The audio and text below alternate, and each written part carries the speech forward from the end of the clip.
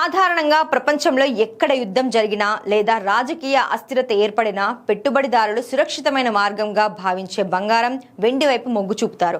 ఫలితంగా వాటి ధరలు భారీగా పెరుగుతాయి. కానీ ప్రస్తుతం పశ్చిమాసియాలో యుద్ధం జరుగుతున్నా పసిడి, వెండి ధరలు ఆశించిన స్థాయిలో పెరగకపోవడం మార్కెట్ నిపుణులను సైతం ఆశ్చర్యానికి గురిచేస్తోంది.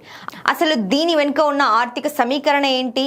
యుద్ధ మేఘాలు కమ్ముకున్న బంగారం రేట్లు ఎందుకు స్తబ్దుగా ఉన్నాయి? పశ్చిమాసియాలో ఉద్రిక్తతలు రోజురోజుకు పెరుగుతున్నాయి. అయినా బంగారం ధరలు పెద్దగా ఊపందుకోలేదు. వాస్తవానికి ఇరాన్ యుద్ధం వల్ల పసిడి ధరలు పెరగాల్సి ఉంది. కానీ అమెరికా ఫెడరల్ రిజర్వ్ తీసుకున్న నిర్ణయాలు ఇందుకు విరుద్ధంగా పనిచేస్తున్నాయి. అమెరికాలో ద్రవ్యోల్బణం అదుపులోకి రాకపోవడంతో ఫెడరల్ రిజర్వ్ వడ్డీ రేట్లను తగ్గించకుండా హయ్యర్ ఫర్ లాంగర్ విధానాన్ని అనుసరిస్తోంది. వడ్డీ రేట్లు ఎక్కువగా ఉండటం వల్ల అమెరికా ట్రెజరీ బాండ్ల ఈల్డ్స్ పెరుగుతున్నాయి. దీనివల్ల పెట్టుబడిదారులు బంగారంపై కాకుండా బాండ్లపై పెట్టుబడి పెట్టడానికి ఆసక్తి చూపుతున్నారు. సాధారణంగా డాలర్ ఇండెక్స్ బలపడినప్పుడు బంగారం ధరలు తగ్గుముఖం పడతాయి. ప్రస్తుతం డాలర్ 105 స్థాయికి పైన బలంగా ఉండటం బంగారం పెరుగుదలకు అడ్డుకట్ట వేస్తోంది.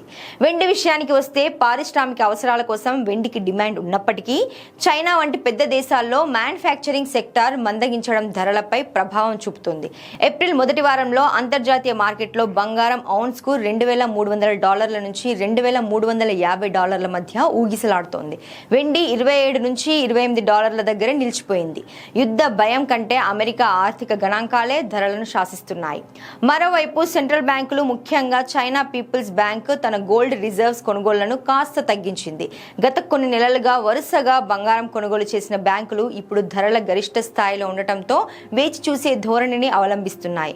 దీనికి తోడు రిటైల్ మార్కెట్లో అధిక ధరల వల్ల సామాన్య ప్రజల నుండి డిమాండ్ తగ్గడం కూడా ధరలు పెరగకపోవడానికి మరో కారణం. పశ్చిమాసియా యుద్ధం మరింత తీవ్రమైతే తప్ప ఇప్పటికిప్పుడు బంగారం ధరల్లో పెద్దగా మార్పు ఉండకపోవచ్చు.